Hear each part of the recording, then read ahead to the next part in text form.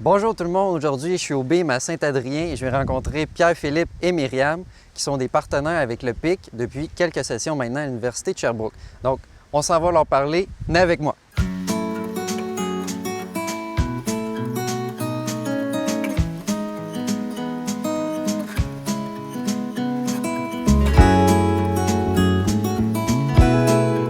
Donc bonjour Pierre-Philippe Côté, mon nom c'est Jean-Simon Gagné. J'ai été étudiant à l'Université de Sherbrooke qui a participé à un programme du PIC durant une de mes sessions. Donc, la première question, c'est quoi le BIM?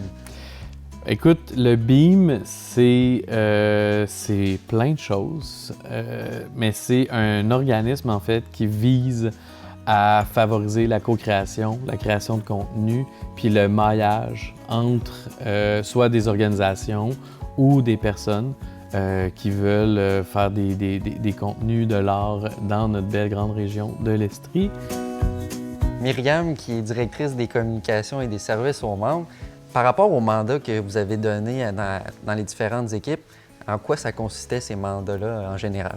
Parmi les 4 mandats, il y avait entre autres un mandat en anglais avec les équipes anglophones. C'est super le fun d'avoir le PIC qui offre des étudiants anglophones. C'est pas tout le monde qui a besoin de ça, mais nous, c'était super pertinent d'avoir un aperçu de la clientèle anglophone dans le territoire des Cantons de l'Est et savoir c'était quoi leurs besoins en audiovisuel et en multimédia. Donc, on a fait une étude de marché là-dessus avec les étudiants du PIC.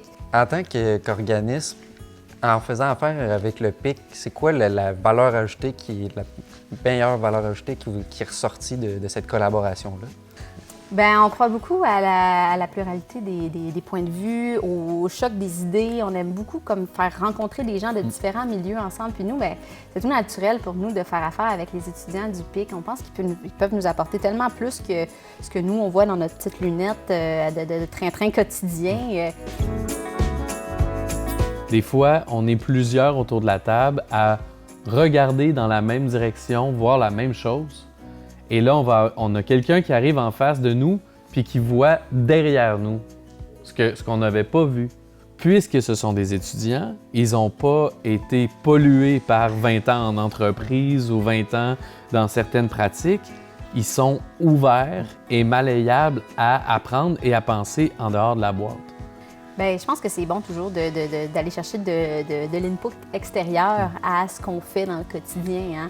Puis les étudiants, bien, justement, ils ont une vision des fois un peu théorique, mais quand même qui amène un peu de structure dans une organisation, dans un OBNL comme le nôtre. Merci beaucoup, Myriam, d'avoir pris le temps de parler avec moi aujourd'hui et aussi d'avoir répondu à mes questions par rapport au PIC et la collaboration avec le BIM en général.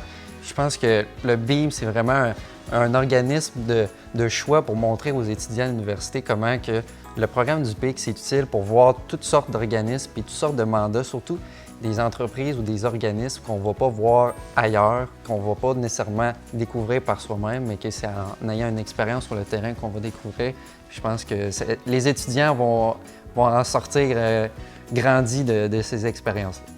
Aussi, puis ça peut donner le goût à des étudiants de s'impliquer dans des CA, de s'impliquer dans des organismes, puis des organismes autant un peu champ gauche, un peu hors norme. Des fois, ça vient juste stimuler puis ajouter de la flamme un petit peu dans peu importe la pratique que tu fais. Des fois, c'est bon de se mettre en danger puis de se mettre en dehors de la boîte. Bien, merci, Philo, d'avoir pris le temps de parler avec moi pour cet entretien. Ça me fait plaisir.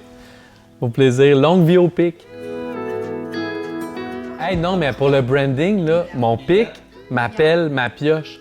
Tu sais, le PIC pour... Non, mais le PIC pour découvrir qu'est-ce qu'on doit faire. Puis ensuite, la pelle pour commencer à co-construire. Tu sais, la pioche pour...